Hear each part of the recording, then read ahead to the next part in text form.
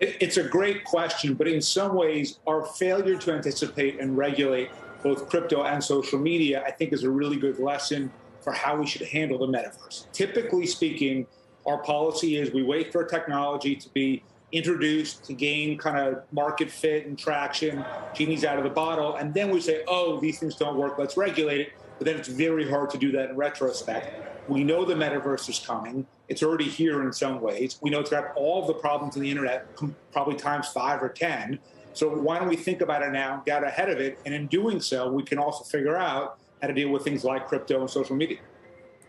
So when you say it's got the problems of the internet times 5 or times 10, are we talking about, the same issues, privacy issues, ownership of your own data, impartiality and accuracy? But are there any that are wildly different, or is it just all the same issues we've seen over the last 4 or 5 years and social media just amplified? No, I think it's a lot more than that, right? So it's consumer protection, it's taxation, it's national security, it's misinformation, or even things like government services. There's good and bad, right? Imagine a world where the entire DMV is now in the metaverse and nobody has to show up except for an actual driving test. I think everybody would love that. Or on the flip side, there are warning signs. So let's say you're a state lottery. Who's going to want to do pick six and scratch off games once they can go to the metaverse and gamble at the coolest casino in the world anytime they want? So there are areas where the government's going to have to anticipate and get ahead of it and be better. And there are other areas where they can really improve services. So I think this is much, much broader than the current internet.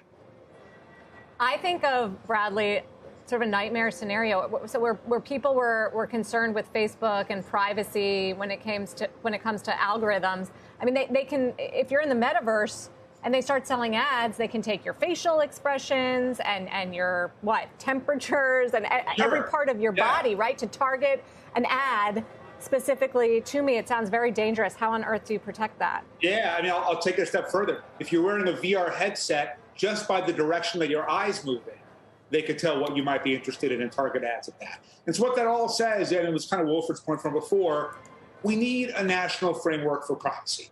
Europe has one. Some states like California has done it. But overall in the United States, because of a failure of action by the U.S. government from both parties, we don't have basic protections. We don't have basic rights about who owns what data, how can we transfer it, what's not accessible, how do we take things down. Those are all basic things I think at this point we have a right to expect our government to handle. And when the metaverse comes, it's just going to be that much more extreme. And so this is the moment for the Biden administration and others, for once, to get ahead of it.